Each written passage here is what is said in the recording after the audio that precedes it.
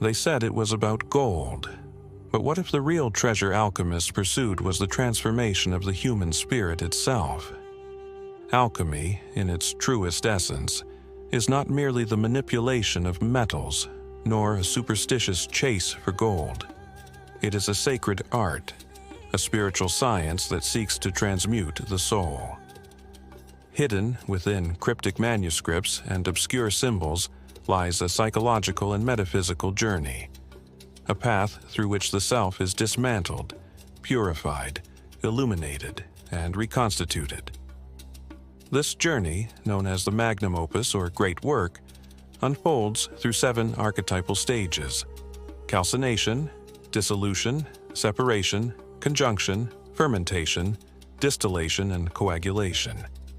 Each is not simply a step but a crucible, demanding the traveler to surrender, to endure, and ultimately to awaken. The first phase, calcination, is the fire that ignites the entire process. In the laboratory, it involves burning a substance until it reduces to ash, until all impurities and volatile components are destroyed. Psychologically, this is the stage of ego death. The self we present to the world, prideful, defensive, conditioned by fear, is subjected to inner flames. Life itself often initiates this stage through crisis, humiliation, loss, or profound disillusionment. It is in these fiery moments that our illusions are seared away, forcing us to confront the raw core of our being. The inner fire does not destroy for destruction's sake. It strips us of what is false, so that we might discover what is indestructible. In this crucible, the alchemist begins to see that the ego is not the master, but a mask. And perhaps you have felt it too, this burning, the crumbling of everything you thought was solid, the searing pain when your certainty dissolves into smoke. Burn it, break it, bury it, that is calcination. The dragon devours its tail, the Ouroboros consumes itself in sacred hunger, and in that fire, something ancient stirs. Once the ego has been burned and broken, the ashes fall into the waters of dissolution. This second stage brings fluidity, emotion, and chaos. It is the softening of the rigid structures that once held us together. In alchemical terms, the calcined ash is dissolved in water.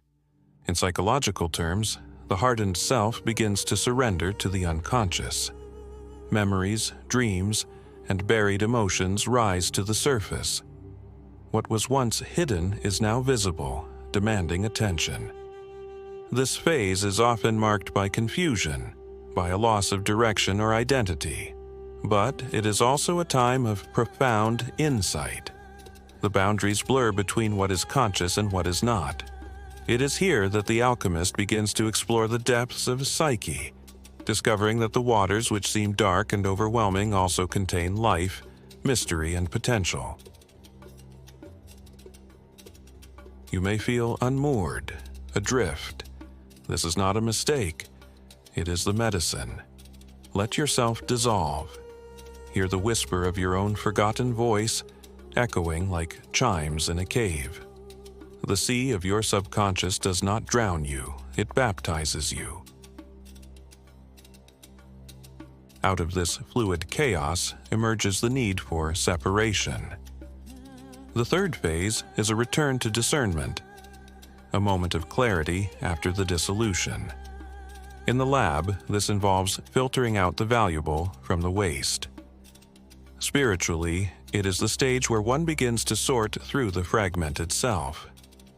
What qualities are worth preserving? What beliefs are no longer aligned with the truth discovered in dissolution? This is an act of careful curation. It is neither impulsive nor cruel. The alchemist becomes like an artisan, extracting gold from the mud. We begin to recognize the difference between the soul's authentic voice and the echoes of past conditioning. We start to reclaim inner authority. This phase lays the groundwork for integrity. the ability to know oneself and act from that knowledge. As above, so below, as within, so without. The ancient Hermetic law guides us here. Like Paracelsus sifting the inner elements of man, you too must become an inner physician.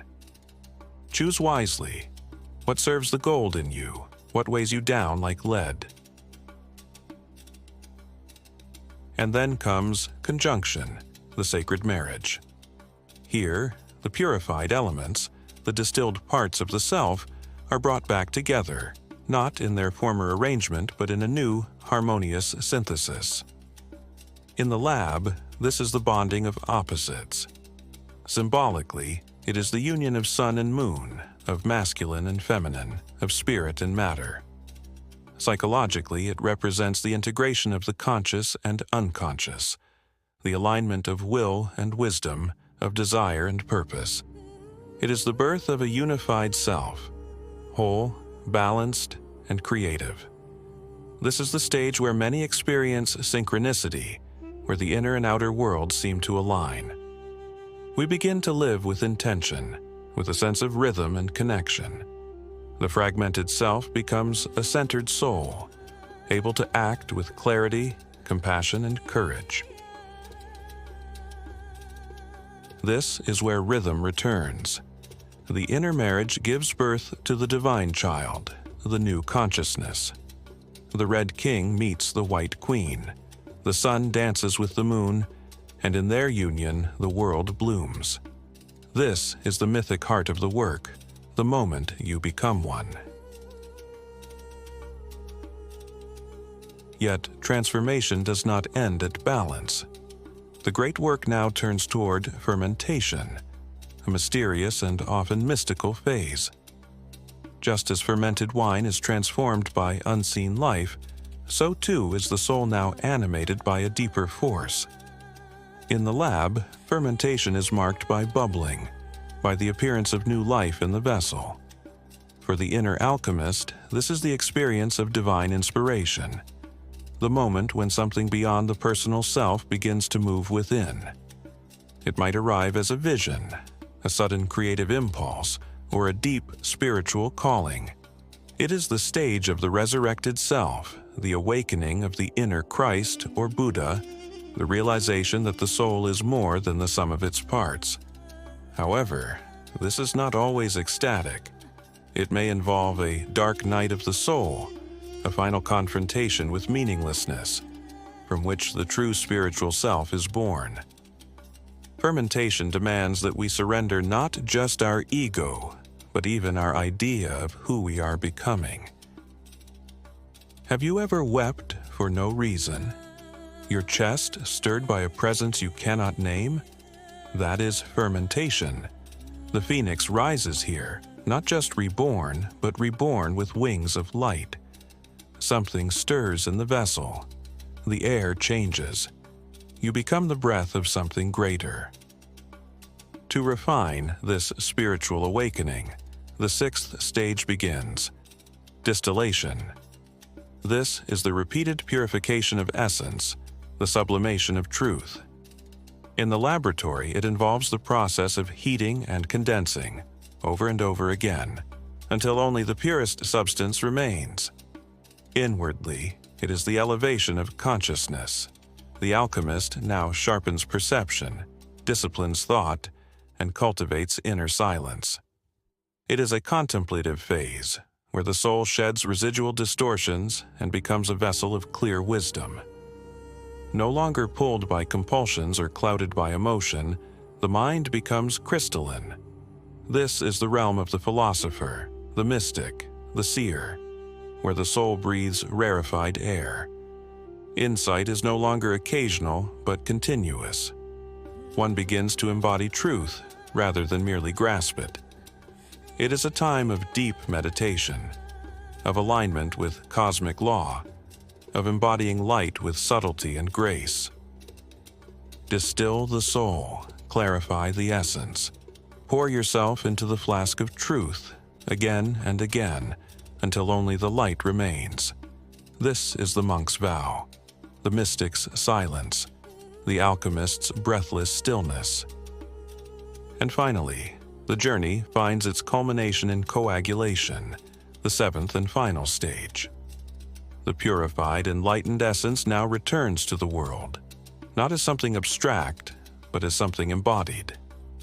The philosopher's stone, long sought in alchemical lore, is not an object but a state of being. It is the coagulated self, the soul fused with spirit, anchored in matter, yet no longer bound by it. In this stage, the alchemist becomes a healer, a teacher, a light bringer. The work now turns outward. Having transmuted the self, the alchemist begins to transmute the world. This is the stage of true wisdom, of compassionate action, of radiance. One no longer seeks the divine, they live it. Coagulation is not an end, but a beginning. The cycle of transformation becomes a rhythm, a dance, a way of life. This is the red stage. You are no longer the seeker. You are the stone. The gold walks. The temple breathes. You return to the world, not as who you were, but as what you have become. A soul made whole, a presence touched by the eternal. And everything you touch now bears the signature of light. These 7 stages, each a world, each a trial, form the map of the alchemist's journey. But they are not linear steps to be ticked off one by one. They loop, spiral, and echo through a lifetime. One may burn in calcination while fermenting new ideas. One may dissolve even after having coagulated. The work is alive, organic, and ever deepening. In a world that often craves immediate results and surface-level change, the alchemical path invites us into something slower, more sacred. It reminds us that transformation is not about becoming someone else, but about remembering who we truly are beneath the rust and rubble. It is a path of fire and water, of silence and revelation, of death and rebirth. And those who walk it do not merely change, they are transmuted. Not into gold, but into something far more luminous, into wholeness, into wisdom, into soul.